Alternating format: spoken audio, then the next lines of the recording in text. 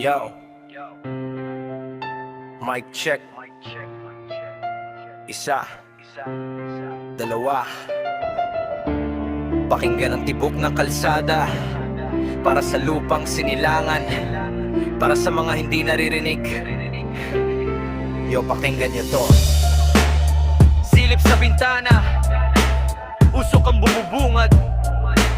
Sa bayang ang pag-asa ay tila laging bansot ang pagunlad.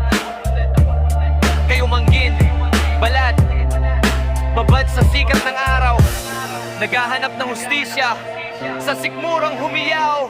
Mula sa bukid na tuyo hanggang sa mentong magulo, ang pawis ng manggagawa ninanakaw ng tuso. Sabi nila pagbabago pero nasa ng bakas, kung ang maliliit ay laging talo sa batas. Bit-bit ang pangarap sa loob ng luma na bag, kahit balikat ay hapot hindi basta matitinag. Dugo ng bayani ang nananalay tay sa ugat, panahon na para ang mga mata ay imulat. Ito sigaw ng bayang hindi sumusuko, kahit nasugatan hindi kailanman luluhod ang puso. Mula Luzon, Visayas hanggang sa dulo ng Mindanao, ang pag-ibig sa bayan kailanman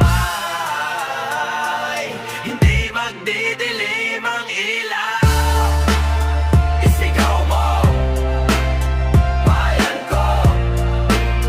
Isigaw mo, Pilipino.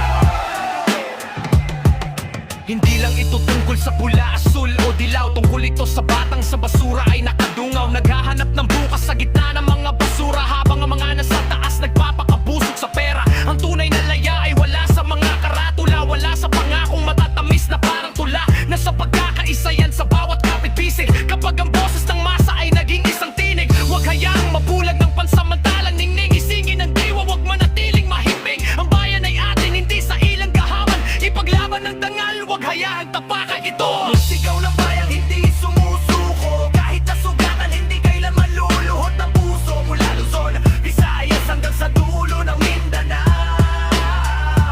ang pag-ibig sa bayan kailanman hindi magdidilim ang ilaw.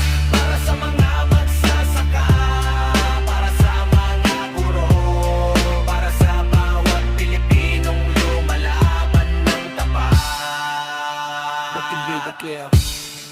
Ang bukas ay ating, ang bukas ay ating, ang bukas ay ating, ang bukas ay ating, ang bukas ay ating, ang bukas ay ating, ang bukas ay ating.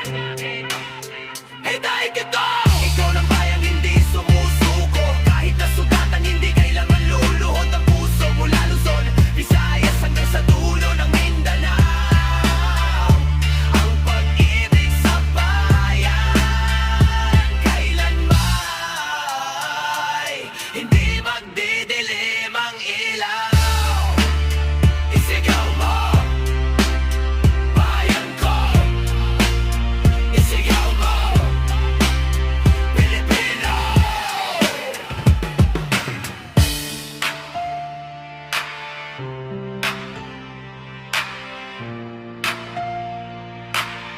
Para sa mga magsasaka,